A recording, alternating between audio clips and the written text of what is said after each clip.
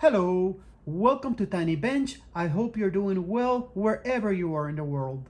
I am very excited to have this absolutely beautiful Mcintosh C22 tube preamplifier on my bench. According to the owner, it is motorboating. So let's hook it up and see what it does. Look how absolutely beautiful this thing is. Let me show you what it's doing.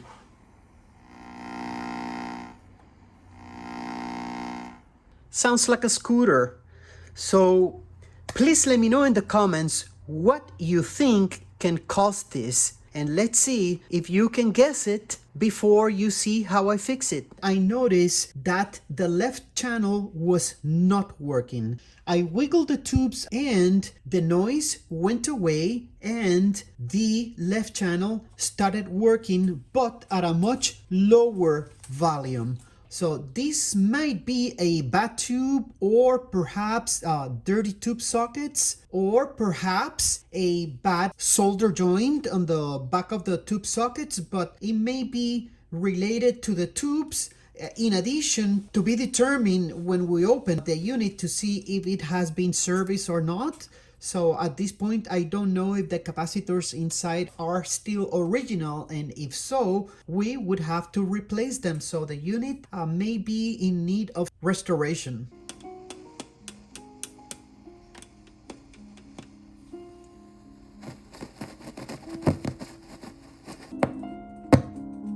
I'm gonna remove the tubes, inspect the sockets, clean them, take a look at the tube sockets from behind to check the wiring, and find why it is doing this. Before I remove the tubes, I'm going to document their location. 1, 2, 3, 4, 5, and 6.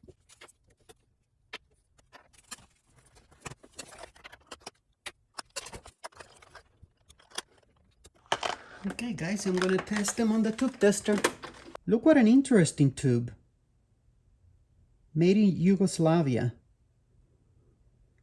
Looks brand new. There are 3 of these and 3 of these RCAs. Pretty cool. Let's see how they test. This is the B side of tube number 4. That is decent. Kind of weak, but it's still usable. Go ahead and write it on it. So what I'll do is I'll test all the B sides and change the settings, and then check all the tubes on the A side. These tubes are really 2 tubes in one. The 12AX7s have an A side and a B side. So rather than test one tube at a time and have to change the settings every time I test the tube, I test all the A sides on all the tubes and then all the B sides on all the tubes.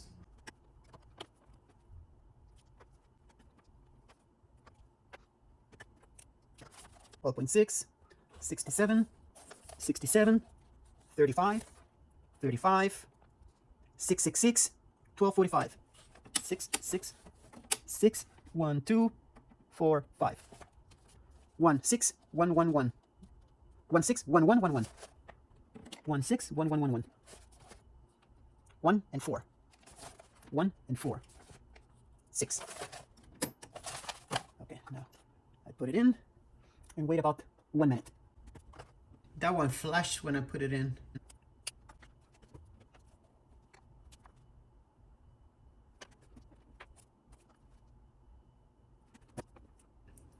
They may not be the strongest tubes, but they are dead even, most of them.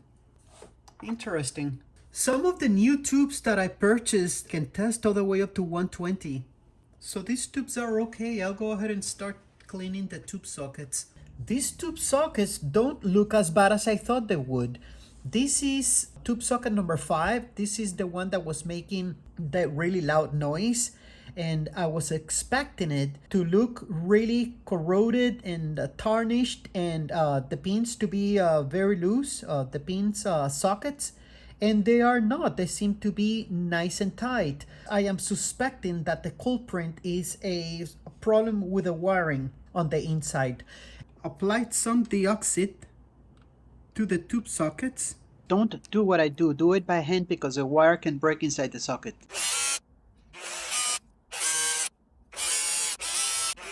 Alright guys, you get the idea. I checked them with my homemade tube socket gauge and they were actually nice and tight. That led me to believe that the problem lies within the wiring or components behind the tube sockets. So let's take a look. Here's the back of tube socket number 5. As you can see, there is a lot of movement when tubes are inserted and removed. Please keep an eye on this resistor over here. It seems like it could actually be broken. The way it moves, it seems to almost be bending in half. And also, this capacitor over here is also moving a lot. So that could also be the culprit of the noise, and something similar must be happening to tube socket number 2. It's also possible that we have a bad solder joint, but they look okay to me, at least to the naked eye. I am testing the amplifier after cleaning the tube sockets, and I also have a stick to tap on the suspect capacitor and resistor to see which one is responsible for the noise. However, to my surprise, let me show you.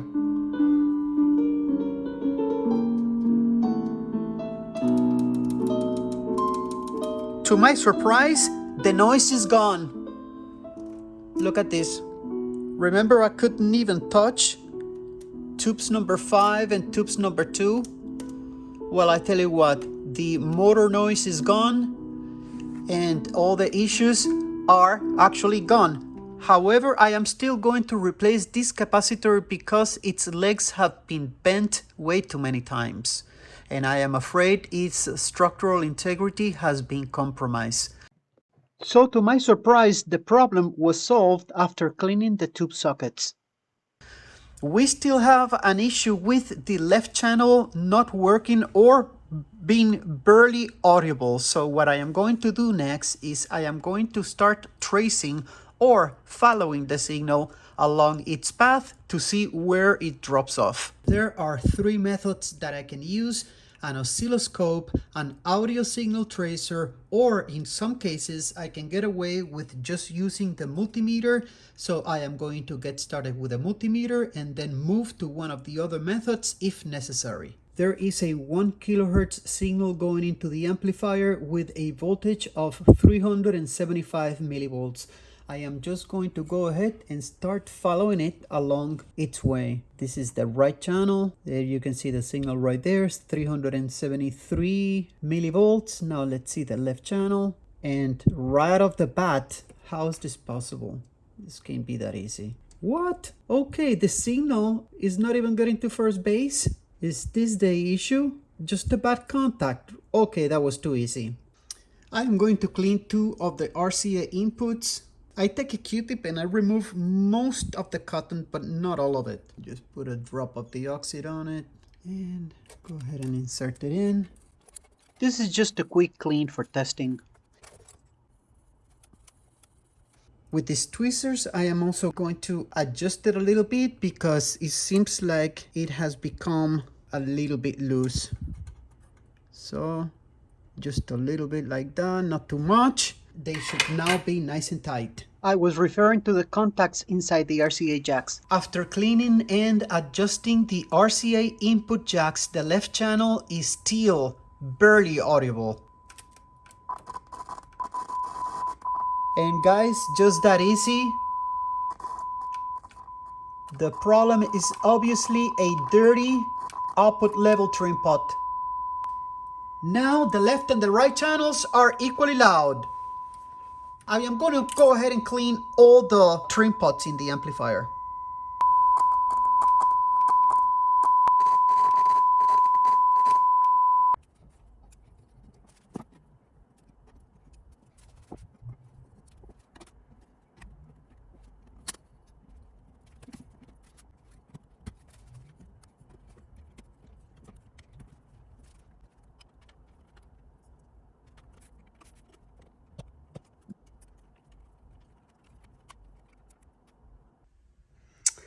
To clean the trim pot, I gotta put some deoxit right on that opening.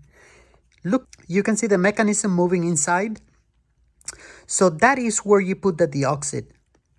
I'm gonna apply 1 drop on deoxit on each of these trim pots, and I'm gonna move it back and forth about 100 times.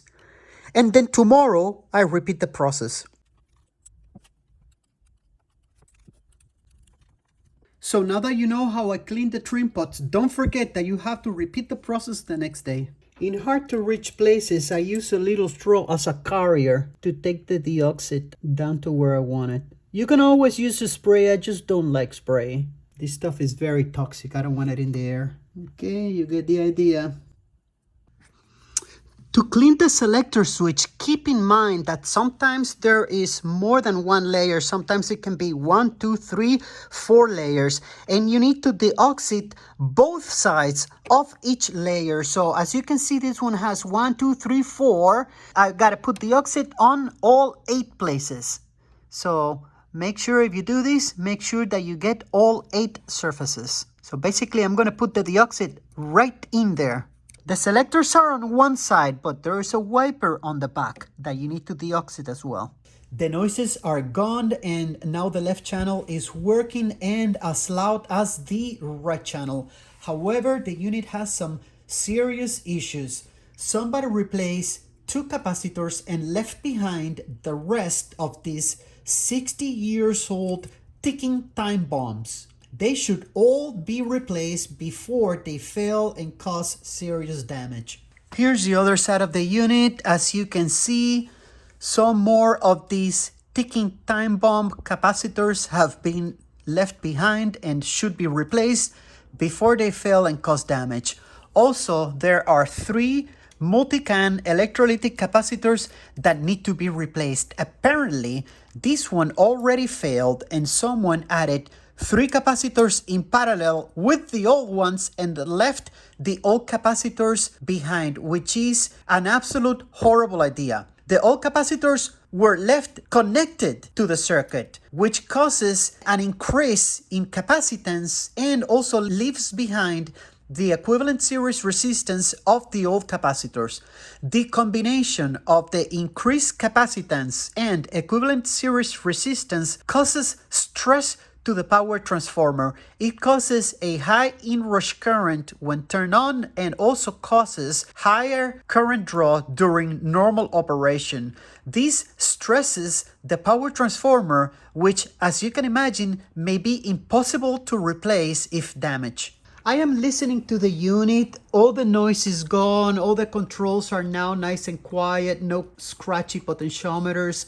However, the unit sounds dull to me. It sounds as if it had a low-pass filter.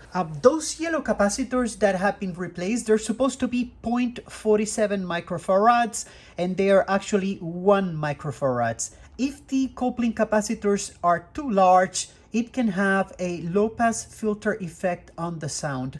I am going to talk to the owner and see what he wants to do. If he wants me to do a full restoration on this unit, I would love to do so. I would keep you posted. But meanwhile, I want to thank you very much for joining me in this journey, and I want to wish you good health, well-being, happiness, and lots of love to you and your loved ones. Once again, thank you very much, and if you like my content, please like and subscribe, and Rocco and I would really appreciate it. See you soon.